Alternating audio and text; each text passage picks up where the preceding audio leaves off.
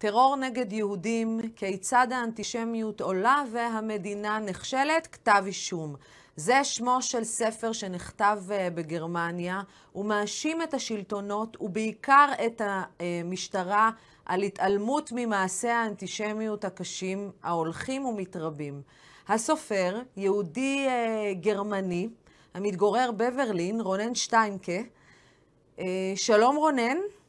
שלום, היי, אסתי. המציאות כל כך מפחידה? כן, המצב מפחיד מאוד, האלימות נוראית. אז תכף אנחנו נרחיב בעניין הזה בשפה האנגלית, לכם הצופים יהיה תרגום בעברית למי שיבחר. אנחנו יוצאים לתשדיר קצרצר 20 שניות, וחזרנו לרעיון המלא באנגלית עם רונן שטיינקה, העיתונאי בברלין. My name is Yannis Feropoulos, Maccabi Tel Aviv coach and a real Greek. Like the Euro yogurt. יורו מחלבות אירופה מביאה לכם יוגורט יווני אמיתי מיוון. Top European taste. Hey Ronen. Hi. Hi, nice to have you here. Even though you speak Hebrew fluently, you prefer to talk in English. So just before we continue, can you tell us where did you learn in Hebrew? Because I understand that you were born in Germany, yeah? I was born in Germany, raised in Germany. I'm German and I lived in Germany all my life, but I have an Israeli mother and a German father. So I know Hebrew from home and from the family, but if we're talking about politics and about law and about these issues, I'm more comfortable with English. You prefer it, okay.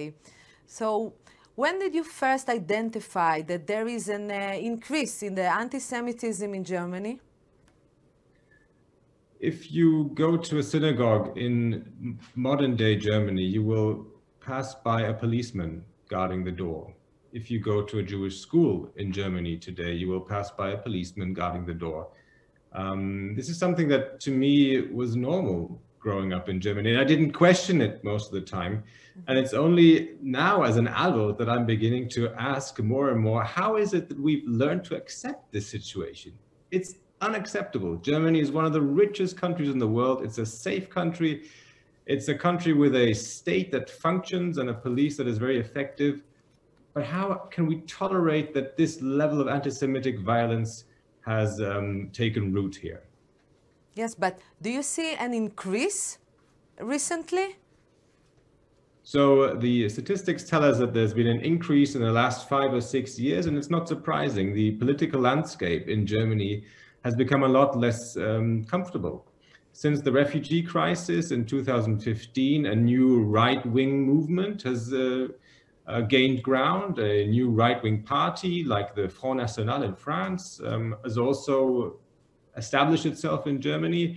And racism has become much more of a part of the everyday discourse, unfortunately. And this is not something only for Muslims to suffer. Also something that Jews are feeling and are suffering.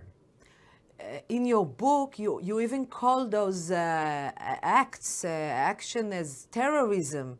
Is it so severe? So 1 year ago, there was a right-wing shooter who tried to enter the synagogue in a city in East Germany, in a city called Halle.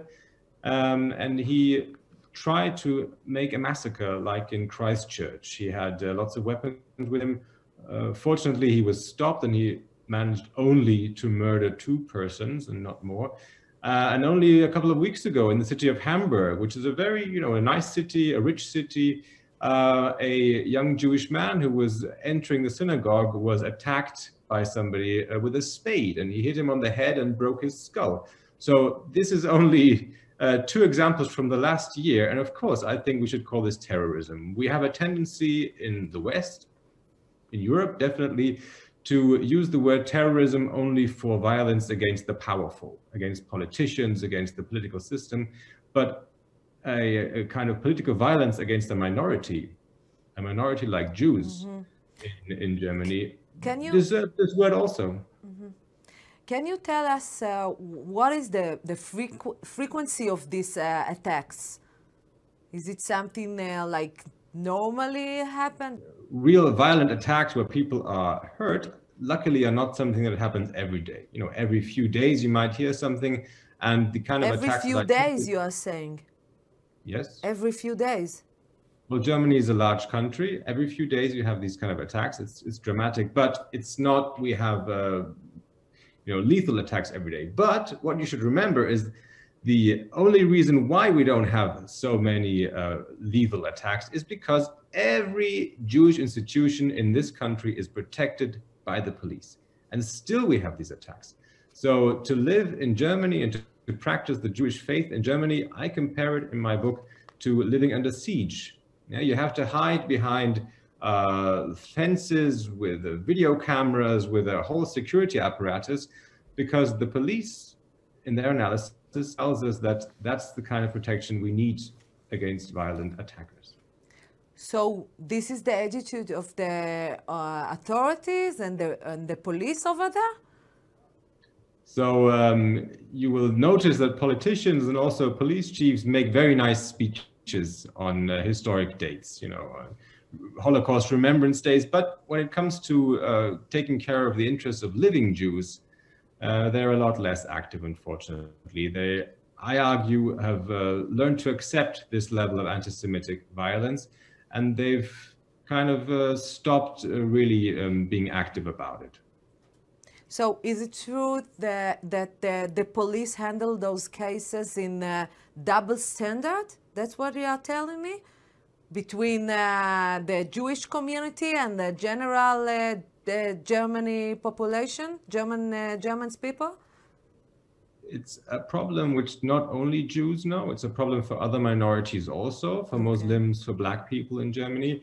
If you go to the police and you report a hate crime that has been committed against you, very often you are left with the feeling by the police that you are also part of the problem. So there is a kind of systemic, a kind of structural racism and discrimination which, discourages people of minorities to even go to the police. And statistics tells us that only every fifth attack against Jews is even reported to the police because the level of trust for the police is so low. I understand. And does your analysis refer also to the question which group is in particular commits those violent acts against Jews? Is it mostly committed by minorities, for example, the Muslim refugees, or by native Germans, white people? Well, quite dominantly, almost like the large majority is committed by ethnic Germans, the white people that you were referring to. Right-wing, racist, white superior, neo-Nazi violence is the biggest problem for Germany's Jewish population today. And then there are also other groups which are violently anti-Semitic. Yeah, of course, there is violent anti-Semitism within the Muslim community, and of course there are attacks also from the left of the political spectrum. But the biggest problem today is right-wing terrorism. So what exactly the police do with respect to those violence acts? They delete it, they ignore it. I heard you say that Jews suffer from attacks like this, actually refrain from filing complaints with the police. Is it like this? It's like, yeah, absolutely. Jews very often refrain from turning to the police because they make bad experiences with the police. And I'll tell you an example, which, I'm a trained lawyer, I study judgments, and one judgment that I studied is particularly striking. There was a fire attack against a synagogue in a city called Wuppertal in the west of Germany. People threw Molotov cocktails against the synagogue, and they were caught and they were put to trial, which is a good thing. And then the judge said, wow, this is not really an anti-Semitic attack. I'm not going to judge this, harshly as a hate crime because the attackers say this was criticism against the state of Israel. And, I believe it's totally fair to criticize the state of Israel as much as you like with words, but it can never be an excuse to attack a synagogue in the city of Wuppertal or in any other city for that matter. Absolutely. I have to ask you a direct question. Did the Germans learn the lesson from the past? It looks like they didn't. Well, the Germans, of course, is a large group, and there's, different people take different lessons from the past. And I think that the lesson, what is the lesson from the past? The lesson should be that the state has to be on the side of the minorities. Yeah, exactly. And whether they're Jews or whether they're other minorities. And I think that the German state, but like other European states also, gives minorities the impression that they're special interest groups and that they should get to the back of the queue because the state primarily wants to take care of the majority. And I think that's really the wrong approach. And it's what my book argues against. I think this is a wrong direction in which Germany is headed. I understand. Do you have family, kids? Yes, I do. Aren't you afraid? Of course. I mean, if you bring your kids to a school, a Jewish school, and you have to pass a metal detector, like in an airport, that's something that it's a very, very tough to And give it's your not kids. normal, yeah? Like this every day? Well, you actually ask a great question. Is it normal? It happens every day, but it's not normal. It's not. Sometimes we think this is normal because we've lived like this for so long as Jews in Germany, but it's not normal. It was never normal. It's never going to be normal. And I protest against it with my book. Anyway, are there any other precautions that your family, you and the other people in the Jewish community take? As a precautions, yeah? Yeah, well, one question that we get asked many times is, are you thinking of leaving Germany? So not many people make this decision to leave Germany, but many people make the decision to flee in a different direction. They flee into invisibility. If people have a Magen David on their train, they will hide it underneath their pullover. If people want to wear a kippah, they will hide it underneath a baseball cap. And we've seen this over the last years. People are hiding, people are going into invisibility. And this is something that's very concerning to me. Yeah, but if the situation reminds us the 1930s, and as I understand it is severe, why don't you leave Germany? I don't think it's fair to compare it yet to the 1930s. I think we should, I would like to invite you to assess the situation in present day Europe and Germany and not to take that as the only point of reference. But why am I not prepared to let the attackers triumph? Why am I not prepared to let them expel me from my own country, the country that I was born in, the country that I care for, where all my family and friends are? Well, I have a very Israeli... It's your homeland, that's what you are saying. It's my homeland, and the Israeli attitude, which I totally share, is we're not running.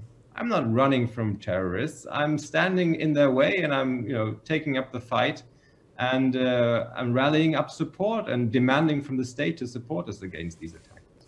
Okay. I am holding another book of yours, Fritz Bauer, the Jewish prosecutor who brought Eichmann and Auschwitz to trial. Actually, you expose in this book that Bauer had to put a lot of efforts to convince Israel, actually, to send the Mossad to catch Eichmann. So, can you tell us, please, more about it?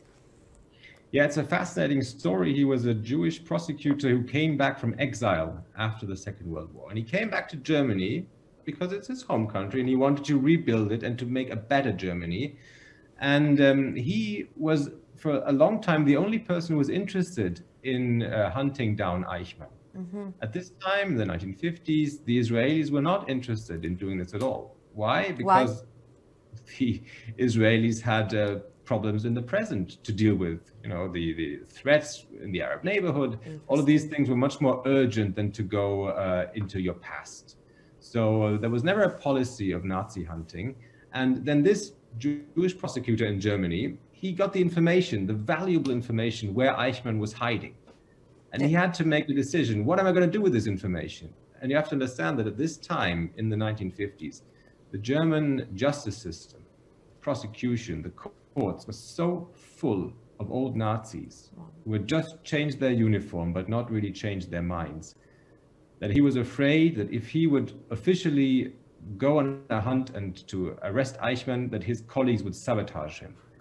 So he made the decision, a lonely decision, to contact the Mossad instead, and then to convince them and to pressure them to hunt down Eichmann. Actually, Bauer took a risk, yeah, by exposing German secrets to the Israelis.